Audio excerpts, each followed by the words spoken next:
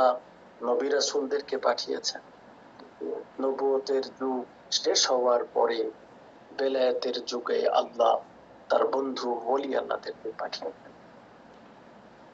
বহু সুফি সাধক জ্ঞানী গুণী যারা এই জগতে এসেছেন তারা আল্লাহর সাথে নিজে যোগাযোগ করেছেন এবং পথভোলা মানুষকে মালিকের সাথে যোগাযোগ করিয়ে দেওয়ার প্রচেষ্টায় লিপ্ত থেকেছেন। নিজে মালিককে খুঁজে পেয়ে অন্য মানুষ যাতে মালিককে খুঁজে পায় সেই রাস্তায় তারা প্রতিনিয়ত চেষ্টা করেছেন আমাদের মতো হতভাগা মানুষকে সেই শিক্ষা দেওয়ার জন্য।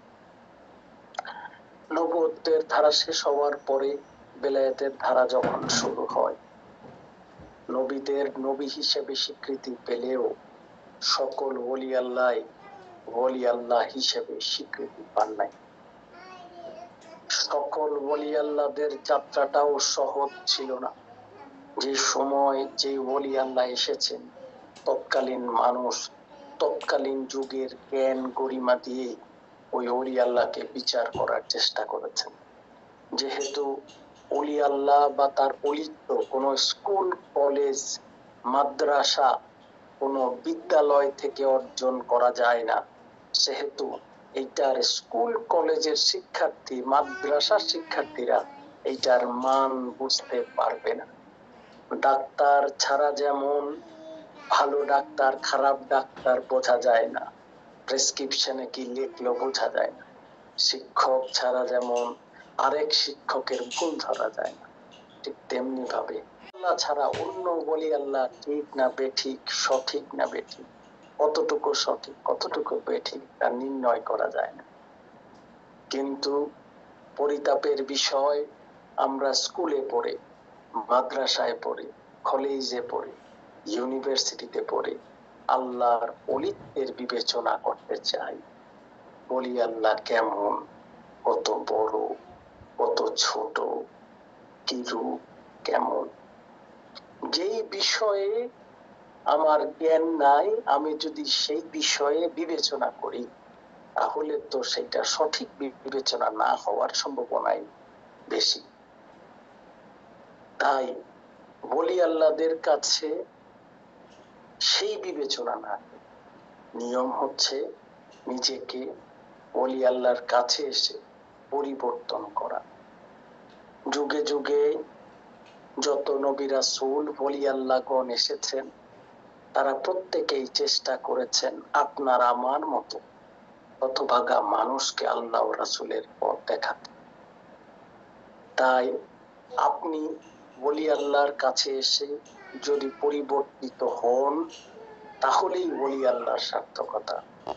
আর যদি নিজেকে পরিবর্তিত না করেন তাহলে আসা এবং যাওয়ার মাঝে আর কোনো সার্থকতা থাকবে না।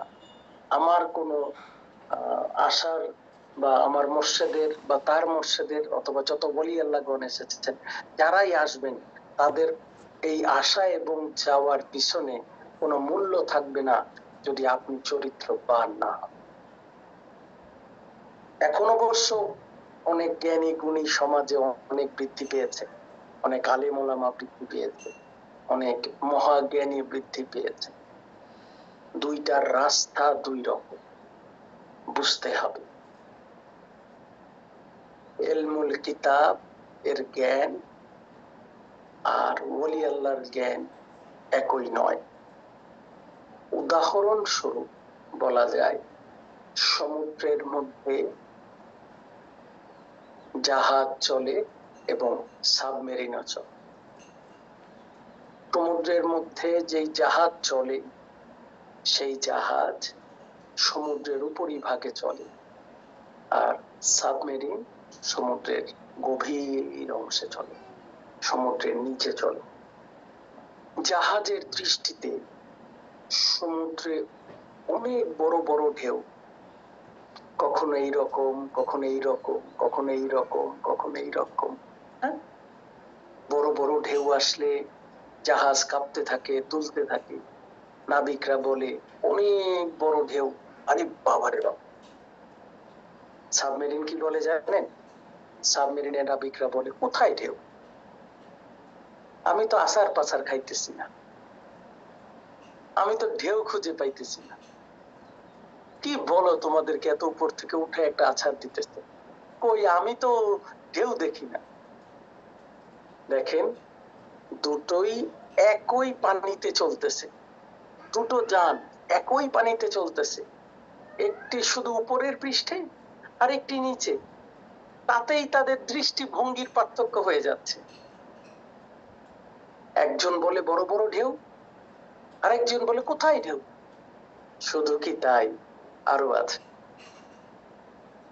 জাহাজের নাবিক বলে যে তারা মাছ ধরে, মাছ ধরার জাহাজ যেগুলো মাছ ধরে, যারা মাল নেওয়ার জাহাজ তারা মাল নেয়।